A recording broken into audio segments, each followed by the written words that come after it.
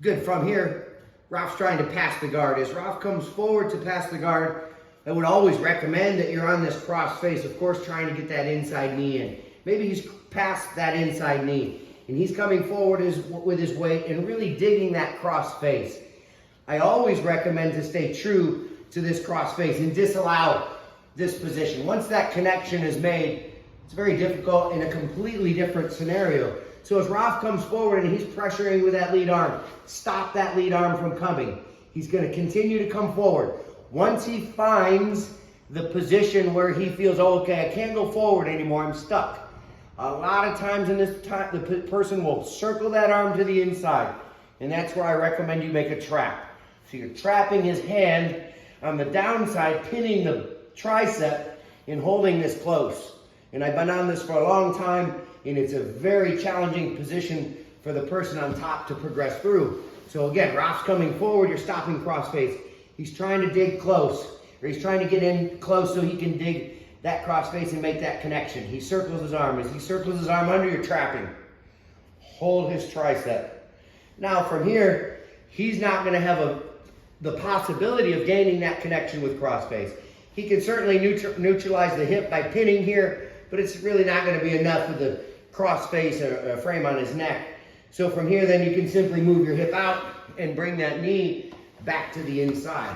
Again, so Ralph's coming forward, stopping cross face, stopping cross face. Here he comes forward. He knows he's close. He circles that arm, pinning his arm, holding his tricep. Once you get this, frame that neck, move your hip out.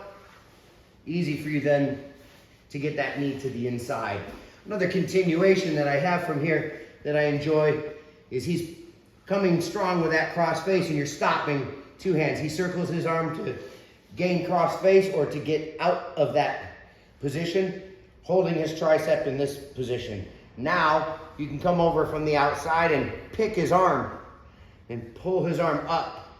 So you've trapped, now you come over and grab his arm and pull it up. And then you can switch and make a frame for a submission there. So again, he shucks and comes through, try and dig to cross face. He circles his arm, trap his arm. Come out from the other side and grab his arm. Recommend a cross or an underside grip there.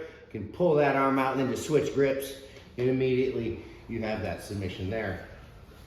The other opportunity that arises from here that I really enjoy is that when the person comes forward, you're stopping that cross face, he circles his arm. As he circles his arm, you're trapping him. And now just to simply reach up and grab the belt. For Ralph right now, for him to be proper defense, his hip has to be lower than his shoulders. If his hip is up at all, you're just gonna walk that circle, and give that bump to allow that reversal position. Again, he comes forward hard. He's past the knee, so there's no knee shield left for myself. He circles that arm to the inside, trap that arm. Reach up and grab the belt. I'll tell you that Ralph's left arm right now is completely stuck. Pull your arm out, Ralph. He's not coming out, and I've done this to some big, big, strong guys. This arm tends to be very stuck. Walk that foot in a circle, waiting for his, if his hip is down and his hip is that, you better just simply move your hip out and hope to get an inside knee or push him away to create other opportunities. If Ralph comes forward or exaggerates his hip at all above his shoulder line, watch, what I like to do is turn into the person and force a little push back. And when Ralph pushes back, watch the feet motion, walk that circle, hip a little bit, up and over to the far side. And you would land, or when you finish, you continue to have this trap on his arm. And then you can let go, find cross face, or find another continuation from there. So, follow up on this. Ralph passes that shield of the knee, holding the bicep, disallowing cross face. Simply move your hip back from here, make that space, bring the inside knee in to regain guard. Ralph comes forward. He knows he's close. He circles that arm. Once he circles that arm, grab his tricep, pin it. Reach over, notice this motion. We'll give some exposure to the wrist. Grab that wrist, and then just make a switch. And there's a nice finish there. From here, same position. Raf comes forward, and now notice he's already compromised where he currently is.